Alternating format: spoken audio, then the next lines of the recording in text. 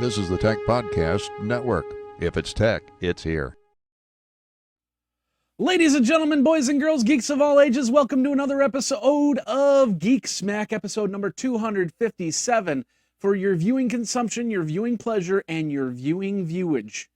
We have a great show today, and we're going to be talking about MP3s. Can you resell an MP3? Well, yeah, you can, but can you do it legally? That's what we're going to talk about, because there was a big ruling that happened over the weekend. We're also going to talk about how Game of Thrones took a certain type of throne, and we're going to talk about a whole bunch more, a lot of cool tech that happened, a lot of cool geek that happened, and of course the April Fools that happened on yesterday, April Fool's Day. So let's get started with your tech for this week and get the smack out. Let's do it.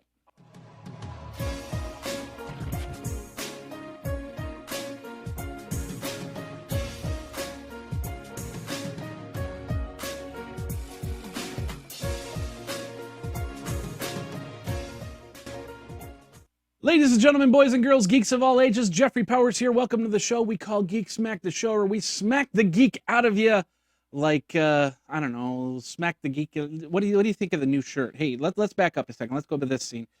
Check out the new, I made some new shirts. I don't know, the Geekazine's kind of a little lopsided, but these were collared shirts. I'm going to go for a regular t-shirt. I'm actually going to put the Geekazine logo right smack dab in the middle, maybe even make it bigger. So I'm testing out these shirts. Let me know what you think. Of course, you can always let me know what you think over at Geekazine, my Twitter handle, or geekazine@gmail.com, which is right underneath here. And then, of course, that beautiful hotline of 608-205-4378. We got a big show. We've got a great show. We've got a lot of show. We're going to show it to you right now. And we're going to start out as, first of all, I want to let you guys know Geekazine has finally calmed down in the war of the server. After 6 weeks, count them, of my website going up and down, it finally got migrated to another server. It went through its crux on Sunday as they were doing the migration. They didn't really tell me. They said, "Oh, we'll do the migration." It was like last week, Tuesday or Wednesday, when I was having problems posting last week's episode up on Geekazine, and they said, "Okay, we'll do the migration," and then they just kind of I didn't know if it was happening, if it was not happening. And I finally, once everything started going down like gangbusters on Sunday, it's like I'm back on Twitter. Hey, what the heck is going on? Is this down? Is this migrated? I need to know. They finally said, hey, we're working on it, and they finally finished it. Still not totally happy on the customer service level that I got, but everything is back up and running. We had one downtime in the last 48 hours, which is perfect. And I'm very happy for that. And now I can get going because we've got some major events coming up in the next few weeks. Now, here's the program schedule. First of all, this week, of course, we have a show. Next week, there'll be no show, as I will be at the National Association of Broadcasters. If I do put out a show, it's going to be a very short show, very quick show from my laptop, one camera, you know, the whole thing like that. I then come back, and then I'll be back here for a week, and then I'm going to be going to a thing called CA World, Computer Associates World, and then I'll be there for a week, and then I'll be back, and then after that, I will be going to New York for TechCrunch Disrupt. So that's how the month is going to pretty much pan out. I'm going to try and do as many shows as possible, but you know, once you get on the road, it gets really crazy in trying to do any type of shows, and I still haven't figured out how I'm going to do the road show just yet. So hey, I want to thank everybody who sent messages, let me know about the website being down and the problems with that. So we've got that all fixed. Thank you very, very much. All right, that's pretty much it for the news for the week. Let's get into your Tech Smack for this week.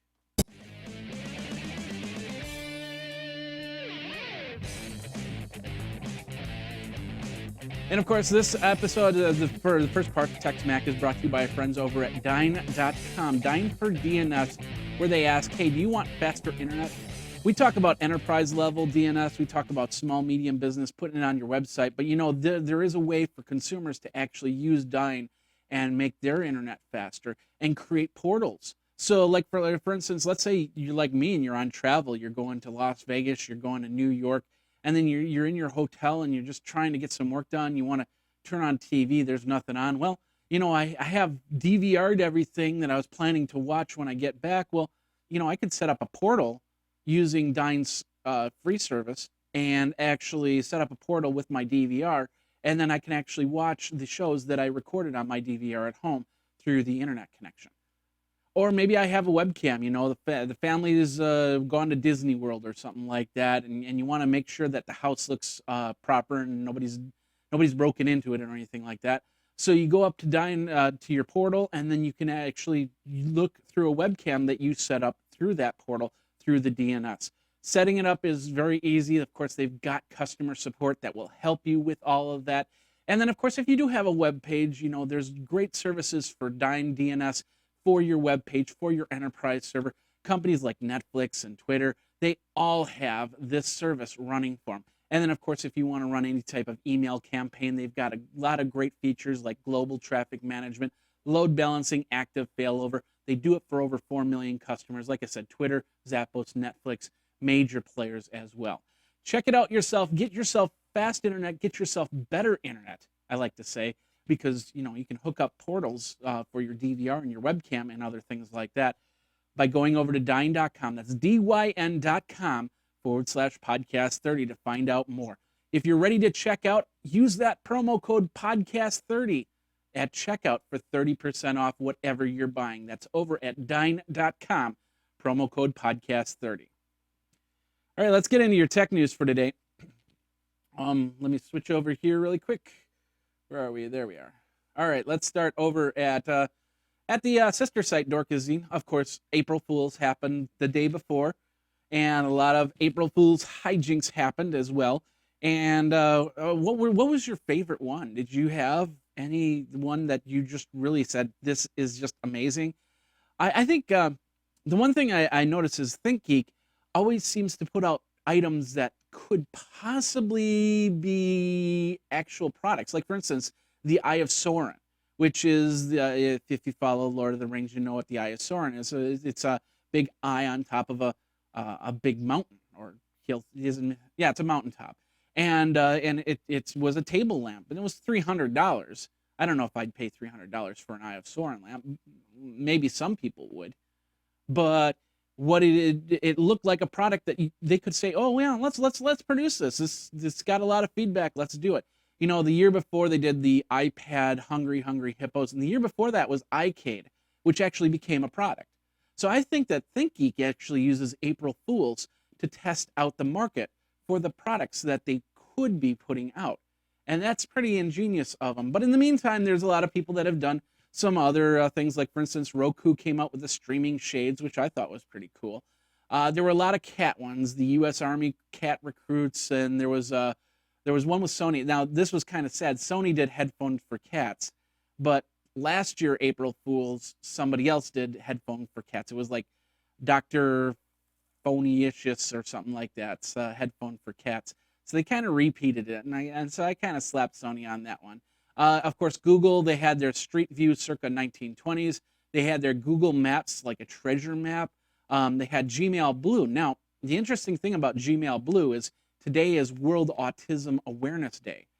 And so it kind of, what I did was I kind of stole it. And if you go over to Geekazine, you'll see the other article that I wrote about how I stole this idea for April Fool's Day and actually am implementing it for World Autism Awareness Day.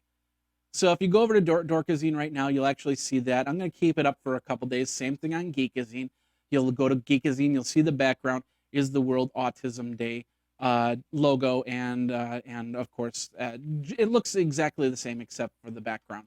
And so just go over there, like the page on Facebook for World Autism Awareness Day, and find out, understand the signs of autism, because it is a growing problem. A lot more children can possibly have autism, if I can say that right.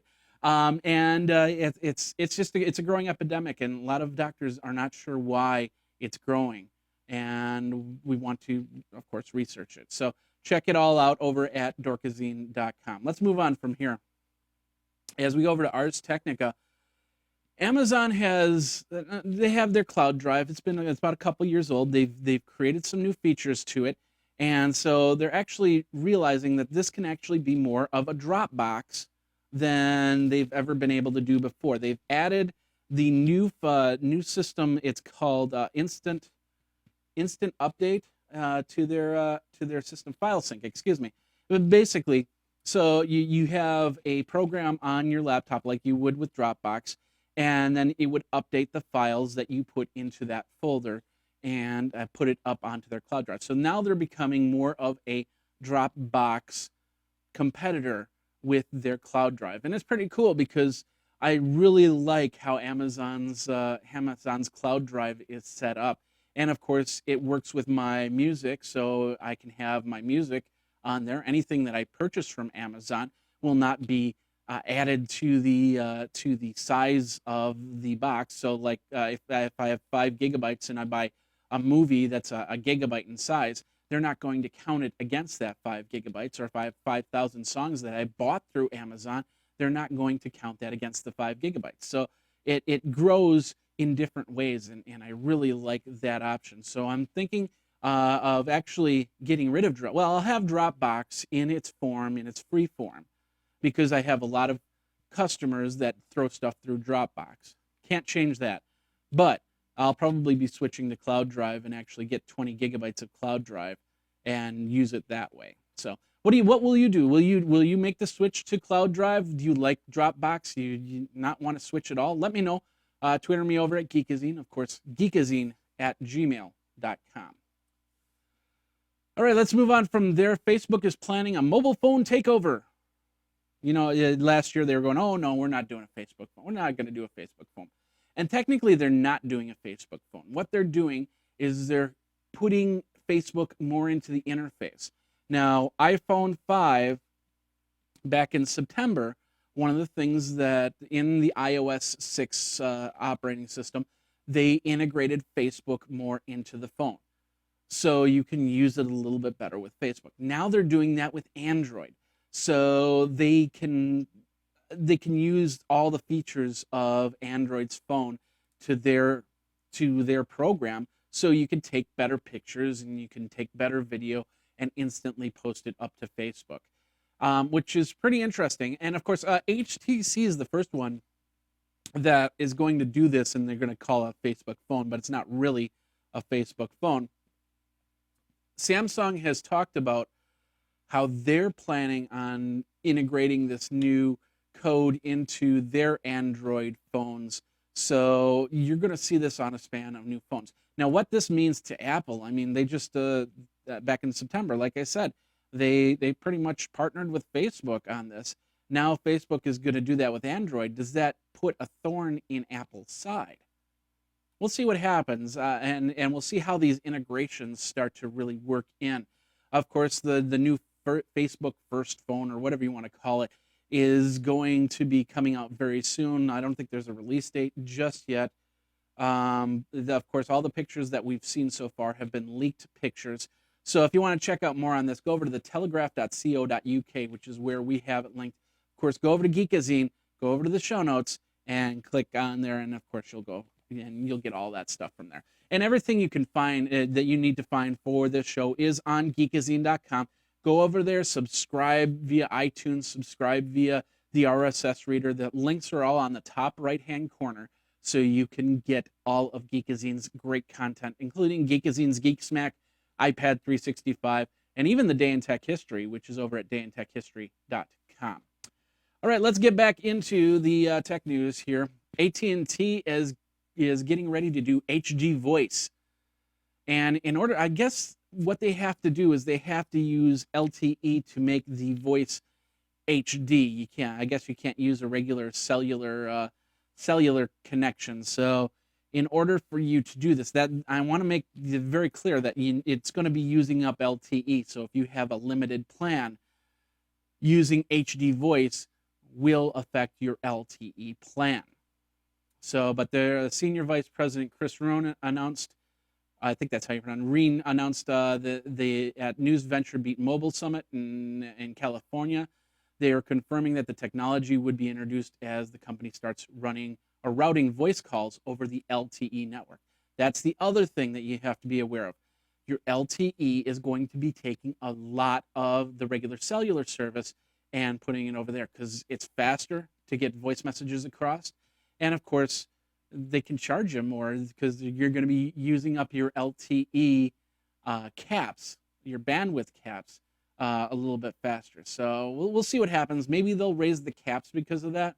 They've done that in the past, but we'll keep watching that for you as we go. In the meantime, if you want to check it out, go over to digitaltrends.com for that news article. All right. Last year, we saw Psy show up in the interweb. We saw Psy break a YouTube barrier in 1 billion views, and now he's broken another thing, a Guinness World Record. He had 100,000 people horse dance at the Seoul City Center in a concert about a month ago, I believe it was, and that set a new world record for the most horse dancers. Now, I'm going to tell you something. I tried to put a Guinness World Record together because I think I've got one. Day in Tech History has been podcasting. We're on episode number 1,335. It's been podcasting every single day since 2009. And I sent that to Guinness for a world record, and they said, no, that doesn't count as a world record. But yet, Adam Carolla and the most downloads of a podcast is a Guinness record. And in fact, they tried to put that record with Adam Carolla's record, which didn't make any sense to me. These are two different ideas. I've been podcasting every single day since August of 2009. I had never had a podcast not come out. I've had some errors and I've had to fix them, but they've always come out as podcasts for the day. So I don't understand why Guinness, it's things like this where they can, Psy can get 100,000 horse dancers and get that in Guinness Book of World Records, but I can't get podcast every single day for the last 3.5 years in Guinness records. What's up with that? Guinness, come on. Make some good beer. Horrible decisions. Anyway, if you want to read more on that, that's over at kpopstars.com. kpopstars.com. All right, let's move on from there. Let's go over to theverge.com. You might have heard about this. Aereo, A-E-R-E-O is how they spell it. Aereo, I believe, is how it's pronounced, and they've won a major court battle against major TV networks. Basically, they're a company that collects the local broadcast, the CBS, the Fox, the ABC feeds, and puts them on over the internet. They have certain markets, and I just found out in my market, Madison, Wisconsin, they're going to be coming out very, very soon. So I think it's like $12 a month instead of watching it over air using rabbit antennas, which if you have cut your cable, that can be a pain sometimes to actually adjust those rabbit ears. You can actually watch it on an internet, over the internet, your regular Fox channel, your regular CBS channel, so on and so forth, plus some other channels, like Ion, I think, is on there. I went through the different channels. It was it pretty much doubles the amount of channels that you have over the air. And of course, Aereo is giving it to you right then and there. And of course, these are also channels, I bet you, if you went to their websites, you could just watch from the website. So will you be paying $12 a month for your Aereo when it comes into your market? Maybe it's in your market and you use it. Let me know what you think. Maybe it's also something I don't know, can it attach to a mobile device? If I'm on a subway and there's Wi-Fi, or I still have LTE access, can I watch TV as I'm walking through the streets or something like that? Let me know if you do have the service. Geekazine is the Twitter handle. Of course, geekazine@gmail.com. And of course, the hotline at 608-205-4378. That article was over at theverge.com if you want to check that out. Once again, we'll have all the links in the show notes. Just go over to geekazine.com for those show notes. iHeartRadio has created a Lollapalooza channel to get ready for Lollapalooza. This is on allaccess.com. Basically, they'll have the bands that are playing at Lollapalooza, including Phoenix, the Postal Service, Mumford & Sons, the Lumineers, Kendrick Lamar, it's all being held. Lollapalooza is all being held at Grant Park in Chicago, August 2nd through the 4th. So if you want to prepare for it, go over to iHeartRadio and download the Lollapalooza channel. That's over at allaccess.com if you want to read more on that. All right, let's move back over to TheVerge.com. And actually, no, that's not where I'm going. That is we're actually at the end of part 1 here. Sorry about that. How did that come from? Okay. So yeah, we're at the end of part 1. If you have any questions, any comments, feel free. Twitter me at Geekazine, of course, geekazine@gmail.com. Part 2 is coming right after this. And then, of course, we're going to be talking about MP3s and a court ruling that says you can't resell an MP3. And I completely agree with them, and I'll tell you why. And we'll do it after Geek Smack. And we'll be right back with Geek Smack.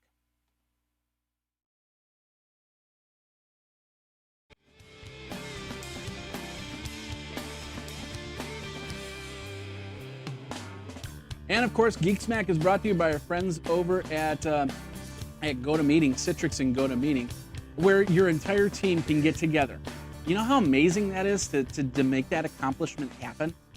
I mean, I remember meetings. We had planning meetings. One job that I worked at, we were actually building a brand new building, and as the IT group, we had to have meetings to say, okay, this is the type of cabling we're going to put in there, and these are the types of jacks that we're going to have, and we've got to be compliant for the next 20 years. So this is how it's got to be. And people would miss those meetings. Maybe they got sick, or maybe they had a vacation day or something like that, especially when you have meetings that consist of people, more than 4 people in a meeting. So you don't want projects that take weeks when you can have one meeting to get it done.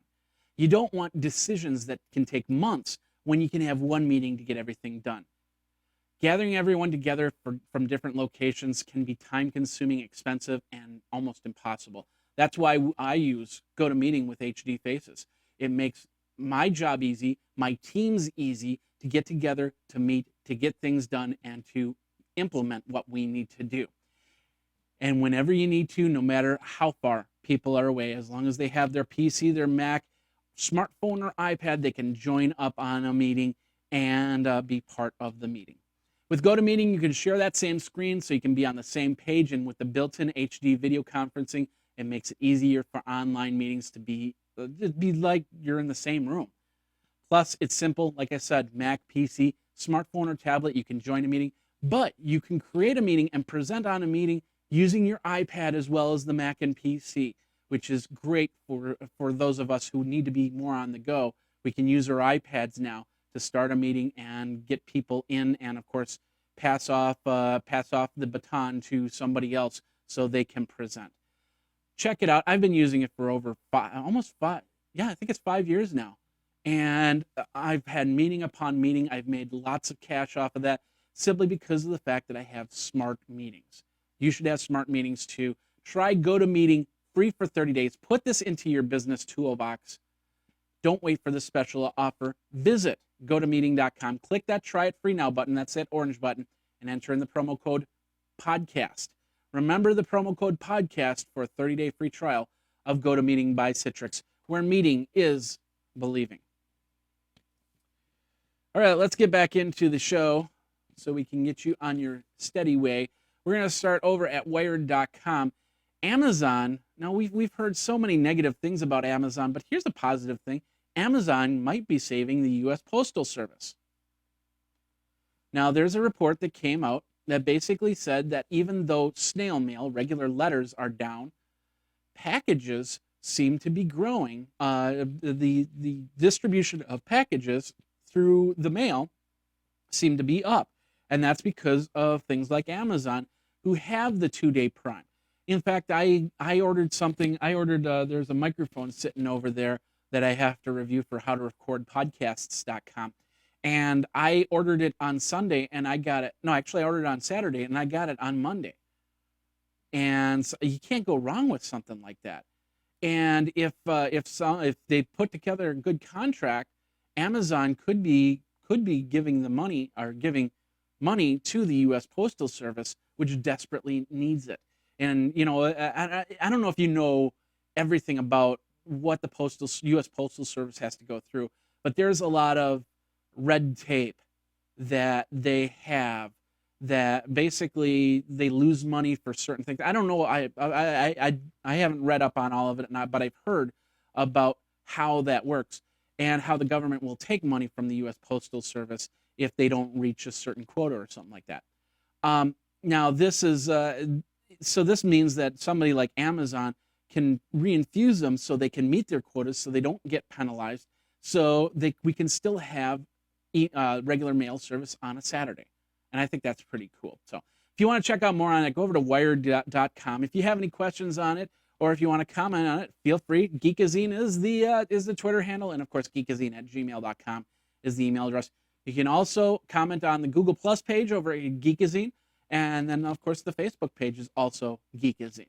Let's move on from there. Let's go over to TechCrunch. Game of Thrones Season 3 has taken a crown. What crown was it? Well, it was the crown that they took last year, too. They are the most torrented, most pirated movie or TV show ever. Last year they took the crown on 3/31/12 or 3/30/12, something like that. And of course the season 3 of Game of Thrones came on Sunday, and it was torrented.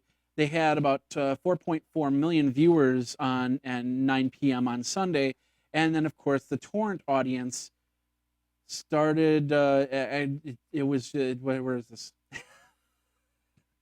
Now I'll stop babbling. A few hours after the first torrent shows, the uploaded BitTorrent tracker reported that 163,088 people were sharing one single torrent. And HBO has come out and said, hey, we're happy about this. I'm not exactly sure why you would want to watch it through HBO. And this is a good example, a good reason why HBO might want to think about splitting from the cable, like we talked about last week, and actually being an independent. $10 a month, you can get HBO Go on the web or on Roku or something like that. But they love the idea that it's the most torrented show. Now, a few months ago, I did an article talking about how Disney should think about going to Showtime or HBO for a Star Wars series that's a little bit more gritty, that's going to have more violence, more language, more darker content, and create a series of a Jedi, maybe somebody we know or somebody we don't know, and put that on there. I think that would blow away on the torrent or the actual viewership that Game of Thrones has. I think 4.4 million will be like the low number for any of their episodes. Anyway, neither here nor there. I know that's just extra right there. But in the meantime, if you want to check that out, go over to TechCrunch.com. What do you think? Do you think that that they should make a Star Wars show for HBO or Showtime? Do you think that Game of Thrones, maybe they should just open it up and let everybody torrent it? Let me know. Twitter me over at Geekazine or geekazine@gmail.com. And then, like I said, 608-205-4378. Let's move on from there. Ars Technica. Now, we saw this gun at CES. It was really cool. It's still really cool. But they're now talking about it. It's an ARM CPU inside of this high-powered, is it a high-powered rifle? Well, they call it a Linux-powered rifle. It's got an ARM CPU. It's got Wi-Fi. And it's got one other thing, lasers in there. So you can get the right shot at the right time every single time. If you want to check out our stuff on it, I'll put a link in the show notes to the TPN.TV video that we did.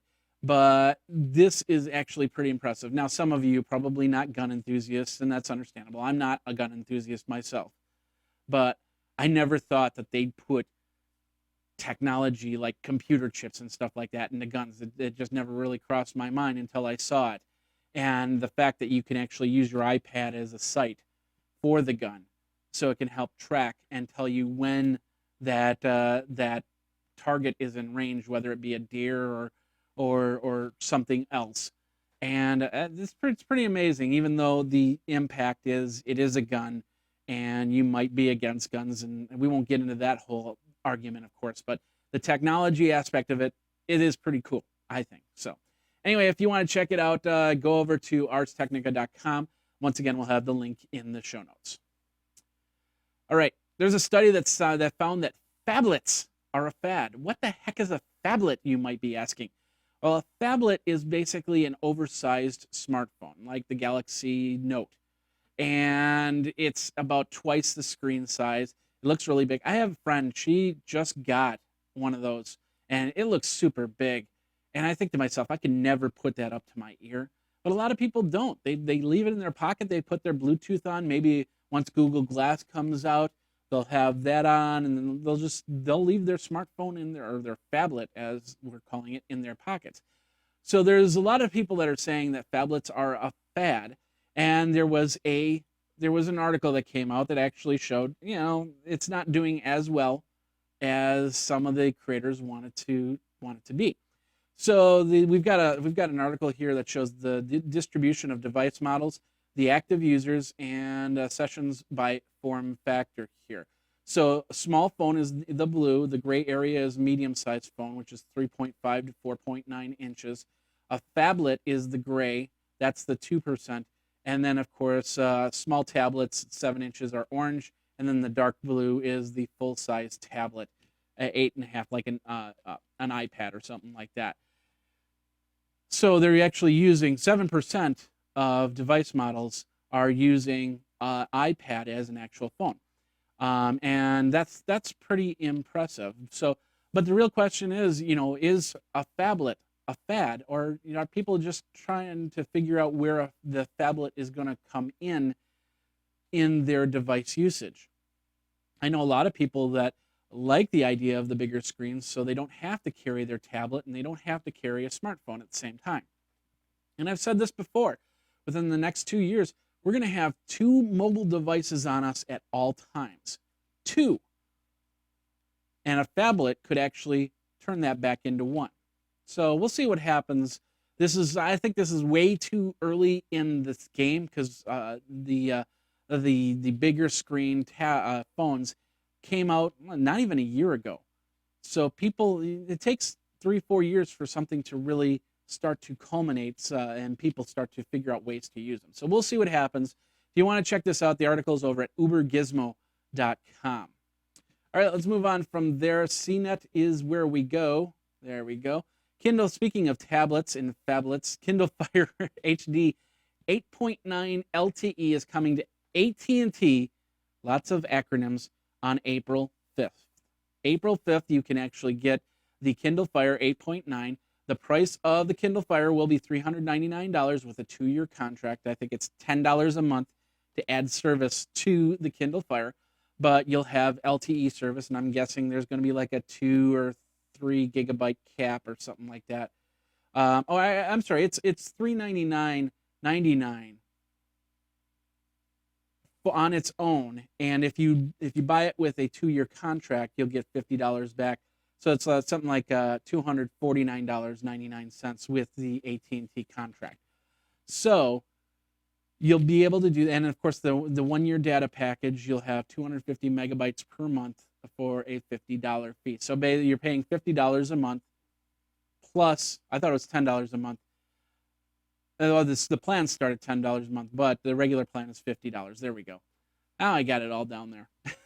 But if you want to check it all out, go over to cnet.com. If you're looking for a tablet with mobile device activation, I don't know. I still don't think 250 megabytes a month is large enough. It needs to be a couple gigs to be in a safe zone, I think. So I don't know. What do you think? Can you live with 250 megabytes? Let me know. Twitter me at Geekazine. Of course, geekazine@gmail.com. All right. A couple more articles, and then we'll talk about MP3s and how that's changing the regulations there, and we'll do that. But first of all, we're going to talk about Apple. And one thing, I don't know if you noticed this, but the month of March was usually Apple's big reveal, whether it be an iPhone, an iPod, or an iPad. This last March, they did absolutely nothing. Zip, zero, nada.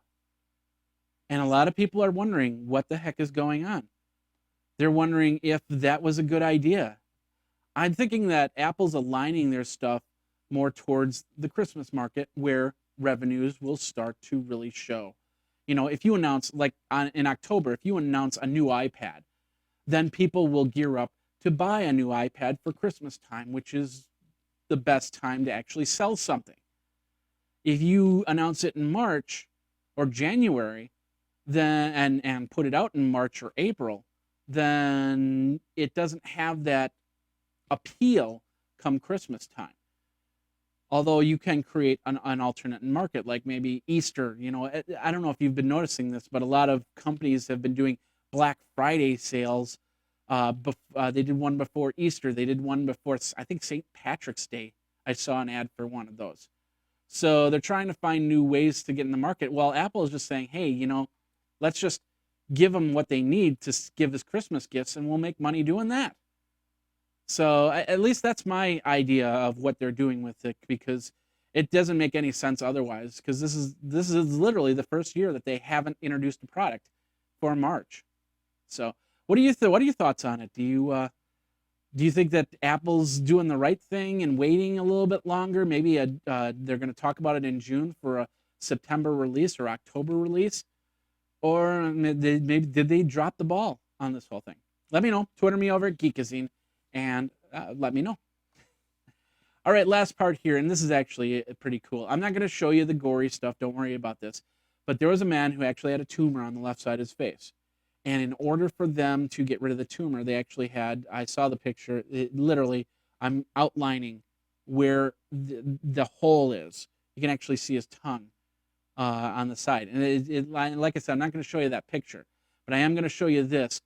What they did was they took a 3D printer and made him technically a mask in which he wears over that hole.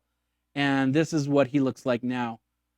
And I'm really impressed on how it is. Of course, he can't see through the left side eye because it's not there. But he can actually go around and not feel like he's got a mask. He's not the Phantom of the Opera or anything like that. He actually looks, I don't want to say normal because that's wrong. But he does look a little bit more appeasing to some people, and some people will not cringe when they see that. If I saw him walking down the street, it'd be like, oh, cool, hey, how you doing? But it wouldn't be ever like, oh, wow, what happened? And that's just a natural reaction by a lot of people. So I'm pretty impressed on how this is. I think his name was, let's see if I can find his name here. Eric Moger. And this is just basically a prosthetic face, a little mask over that hole. And I think that's the coolest thing. The coolest tech thing I saw all week, right there. I'm just impressed on how 3D printing has gone to a level that we can use it in things like reconstructing somebody's face. And it looks like the guy's face. You can't, it's just amazing. So anyway, if you want to check that out, go over to gizmodo.com. Link in the show notes, like I said, and go from there. All right, that does it for the second part of TechSmack. We're going to get into we're going to talk about MP3s. And, of course, what happened over the weekend and how you cannot resell your MP3s. And we'll do that next. With over 700 channels to choose from, the Roku should be part of your entertainment center, and the price is great. You got channels from Amazon to Netflix to Hulu Plus, and of course you can add to your pay channels like HBO Go. You also have Disney for the kids. You have tons of ways to entertain people. Not only movies, but you can also have great games, such as Pac-Man, such as Galaga, and of course, Angry Birds. And that's all through the Roku entertainment system. Now let me show you one channel that's in particular near and dear to my heart, and that's over here, the techpodcast.com channel.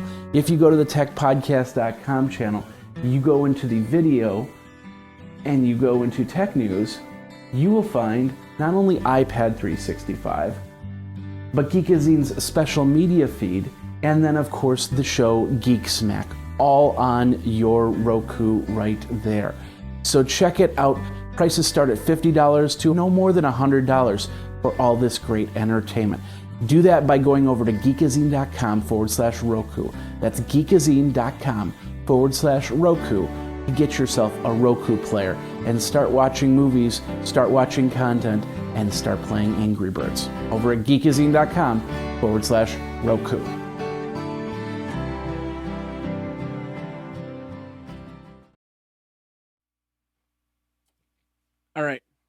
Ladies and gentlemen, I see MP3s as a copy of an original, similar to a photocopy or a reproduction.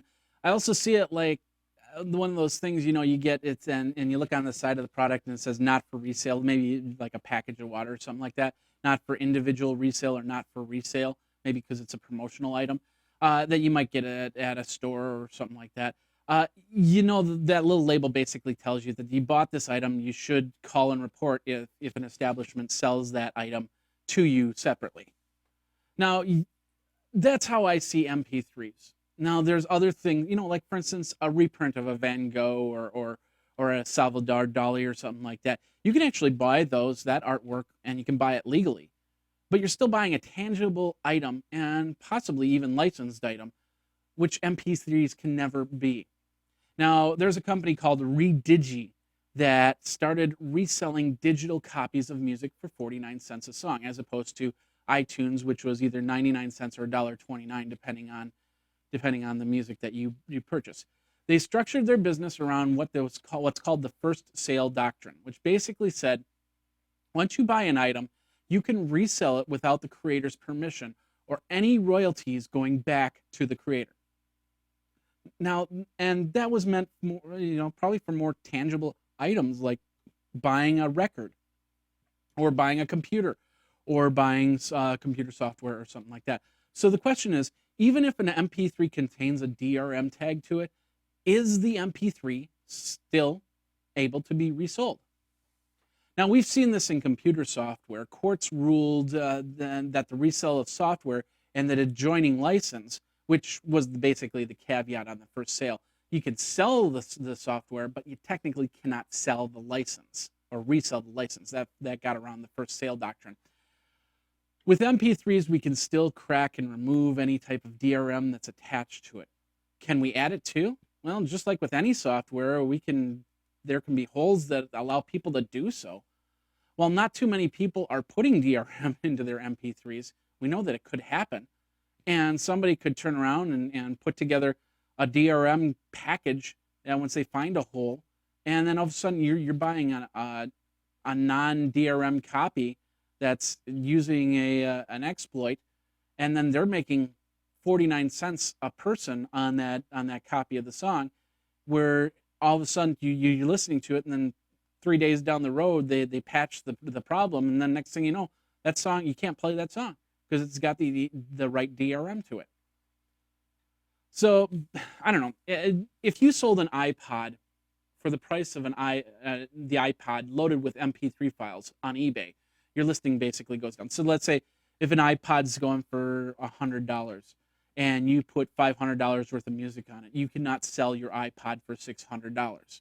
And you cannot sell, well, you can sell it for $600, but you can't sell it and say, there's $500 worth of music on here. Basically, you have to sell it for the face value of the item without the music in there. And if you have the music on there, if then you send it to them and that music's still there, there's not much that people can do. They can listen to the music. Once they plug it into their iTunes, it's just going to erase the iPod anyway. So the only way that you can continue to listen to that music is to either not plug it into iTunes and just have your music library that's never going to get updated, or plug it in and put on your own music. So how do we get to the level where we can actually sell digital music? First, the artist or label would have to have some sort of statement in their legal privacy policy saying that you're allowed to resell without consequence. Second, a music selling site put in their policy, if you sign with us, we're going to have it so somebody can resell your music and go from there. Finally, any music that has no licensing fee whatsoever. Most of even independent music have put in for a Creative Commons license, which basically means that you can use it in any way, shape, or form. But if you try to resell that song, and let's say you package it into your own CD and try to resell it, then they can come after you. And that's the beauty of the Creative Commons license. So I'll tell you, even the MP3s, the podcasts of Geekazine fall under this Creative Commons license.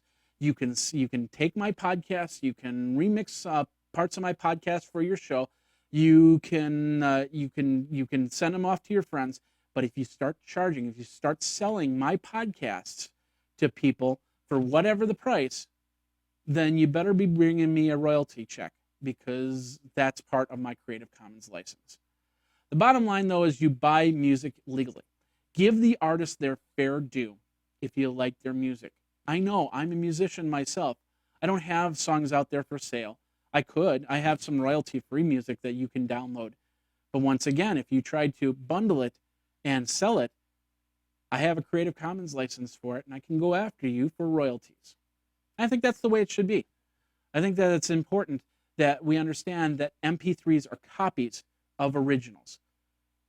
And no matter how well you have the MP3, whether it be 64-bit, 128 kilobit MP3, 256, so on and so forth, it's still a compressed MP3 from the original, like a photocopy.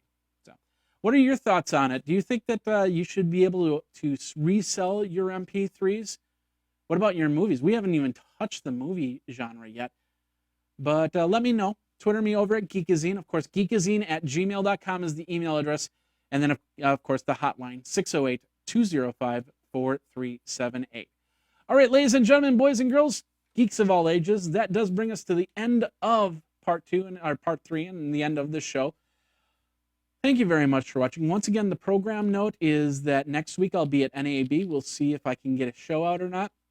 And then the following week I'll be back, so we'll see you in 2 weeks, if anything, with another episode of Geek Smack.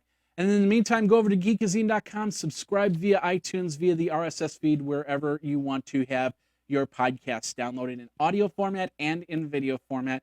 You can also watch it on your Roku every Tuesday for Wednesday consumption. So you guys have a great one. We'll see you next time for another episode of Geek Smack. You guys geek out and take care.